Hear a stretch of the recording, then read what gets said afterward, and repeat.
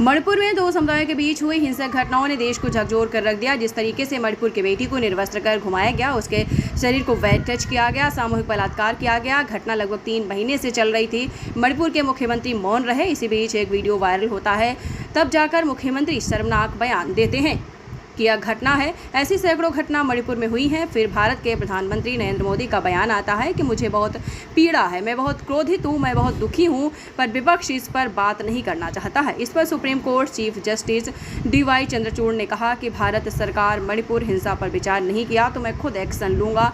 इस बीच supreme court के अधिवक्ता मिथिलेश कुमार से सनराइज न्यूज़ नेटवर्क की खास बातचीत।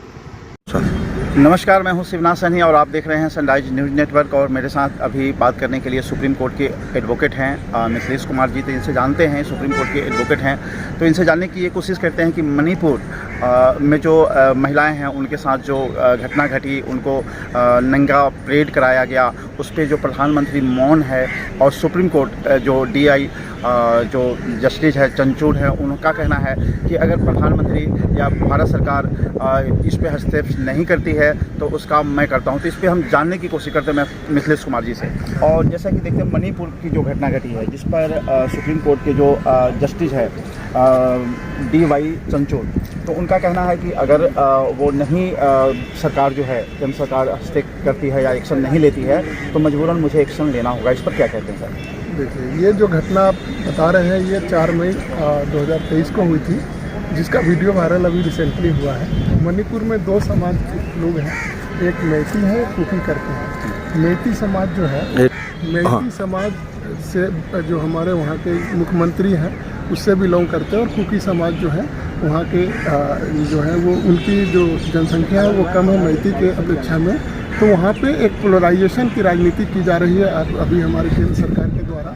इस घटना के बाद हमारे गृह मंत्री जी गए थे वहाँ मणिपुर में, लेकिन उन्होंने उस पर कोई एक्शन नहीं लिया और ना ही प्रधानमंत्री जी उस मामले में कुछ बोलना चाह रहे थे, क्योंकि वो पोलराइज करके अपना सत्ता पे काबिज रहना चाह रहे थे। लेकिन ये भाग्यवश ये जो वीडियो वायरल हो गया, और इसको जब सुप्रीम कोर्ट के पास के जजेस के पास ये जो मामला सामने में आया तो उन्होंने सुओ मोटो में अटॉर्नी जनरल ऑफ इंडिया और सॉलिसिटर जनरल ऑफ इंडिया दोनों को कोर्ट में प्रेजेंट करने के लिए कहा, और ये कहा कि 1 हफ्ते में आप उस मामले में कोई एक्शन लीजिए, अदरवाइज सुप्रीम कोर्ट जो है वो एक्शन लेगी उस पर। अभी जैसे प्रधानमंत्री जी का कहना था बहुत दिन बाद 3 महीने की घटना है और वहाँ की इंटरनेट भी बंद कर दी गई है। वहाँ का जो एक शर्मनाक जो बयान है वहाँ के जो मुख्यमंत्री हैं तमिलनाडु मणिपुर के, उनका कहना है कि ऐसी घटना तो हज़ारों हुई है लेकिन वीडियो वायरल नहीं हुई है। और इसी पे प्रधानमंत्री जी का एक भाषण आता है कि मुझे दर्द है, पीड़ा है इस घटना से।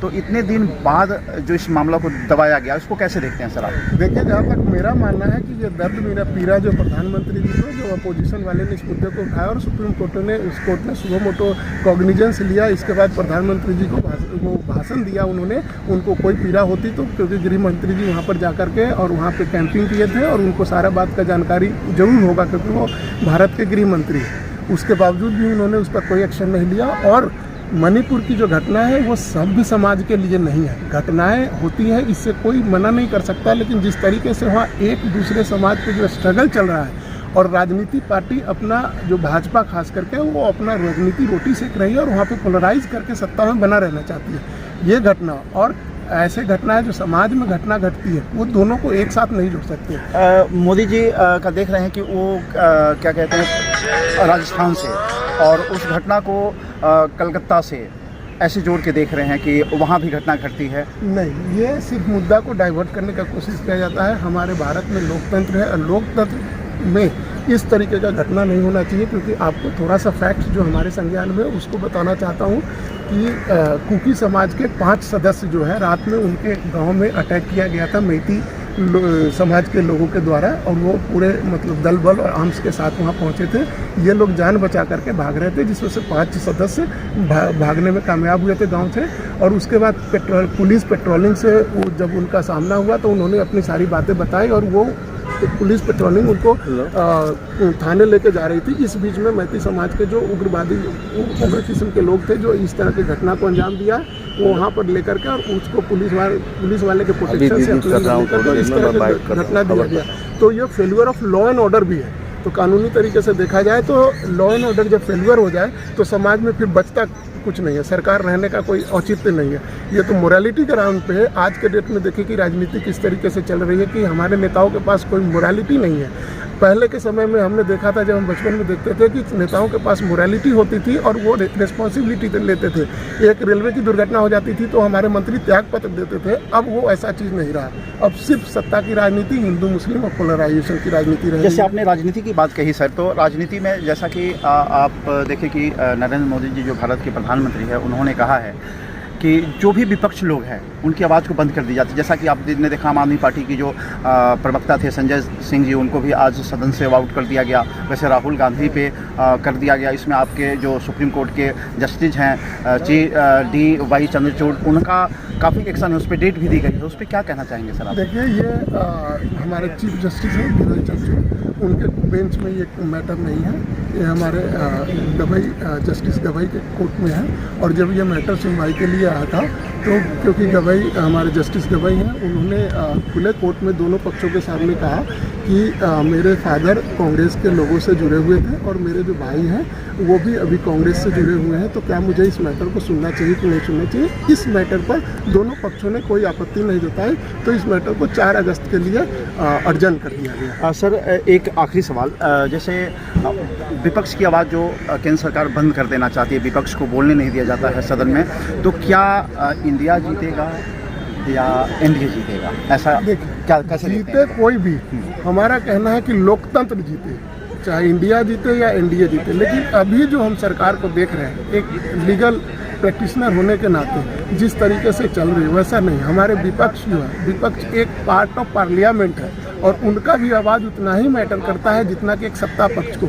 सत्ता पक्ष अपना अगर वो उस पर जोर जबरदस्ती दिखाते हैं और विपक्ष को बोलने नहीं देते, तो जो जनता का रियल मुद्दा है वो मुद्दा नहीं उठ पाता, जिसके कारण जो सरकार में, जैसे कि महंगाई है, महंगाई पे सरकार मानने को तैयार नहीं है। तो इस तरीके का चीज़ जो है एक हेल्दी लोकतंत्र के लिए अच्छा नहीं है। सरकार को इस बात को समझना चाहिए और इस चीज़ पर सरकार को, विपक्ष को अपने साथ लेकर के चलना चाहिए। सरकार का काम होता है कि जो सत्ता में है वो विपक्ष को मिला करके और उनके अपने साथ लेकर के भी किसी काम को किया जाए। यही लोकतंत्र का सबसे बड़ा खूबसूरत। जैसे सरकार का कहना था 2014 से लेकर 19 में भी सरकार, भारत सरकार, नरेंद्र मोदी जी का मैंने भाषण सुना था उसमें कि बहुत हुआ महंगाई की मार, अब की बार मोदी सरकार।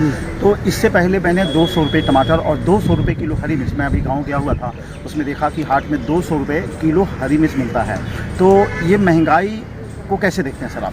देखिए, इस तरीके की चीज़ को अगर देखा जाए तो हमारे सरकार का दावा है कि हम दुनिया के तीसरे जो है सबसे बड़े इकॉनमी होने जा रहे हैं।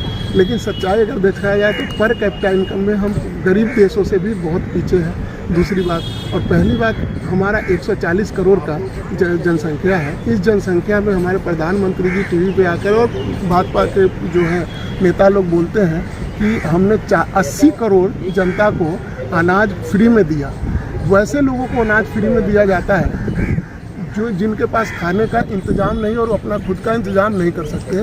तो 140 करोड़ की जनसंख्या वाले देश में अगर 80 करोड़ को खाना अपना जुगाड़ नहीं कर सकते, तो मैं इस तरीके के डेवलपमेंट को मैं नहीं समझ पाता हूँ। ये भाजपा वाले ही जानते हैं। दूसरी बात, जो टैक्स पेयर हैं वो टैक्स पेयर अपना टैक्स देते हैं, इस वजह से देते हैं कि ताकि हमारा देश का विकास हो सके, लोगों के लिए कल्याणकारी कार्य हो सके। लेकिन ये टैक्स पेयर के जो पैसे हैं जिसको सही जगह से कल्याणकारी और डेवलपमेंट वर्क को हटा करके ये राजनीति के लिए इस्तेमाल किया जाता है। क्या सर भारत सरकार ये फेलियर आप समझ रहे हैं? देखिए, अगर इकोनॉमिक और सोशल मामले में देखें और महंगाई में, अभी तक ऐसा कोई कदम दिख नहीं रहा है जिससे ये कहा जा सके कि भारत सरकार का ये सफलता है। और ये जो है, ये मीडिया में कुछ लोग हैं बैठे हुए जो सिर्फ सत्ता पक्ष का नज़रिया दिखाते हैं और बाकी जनता का क्या मुद्दा है उस मुद्दे से भटक जाते हैं। जी, बहुत बहुत धन्यवाद आपका। तो अभी आप मिथिलेश जी का सुन रहे थे कि जनता को मुद्दा से भटकाया जा रहा है ना। तो आप देखते रहिए सनराइज न्यूज़ नेटवर्क। नमस्कार।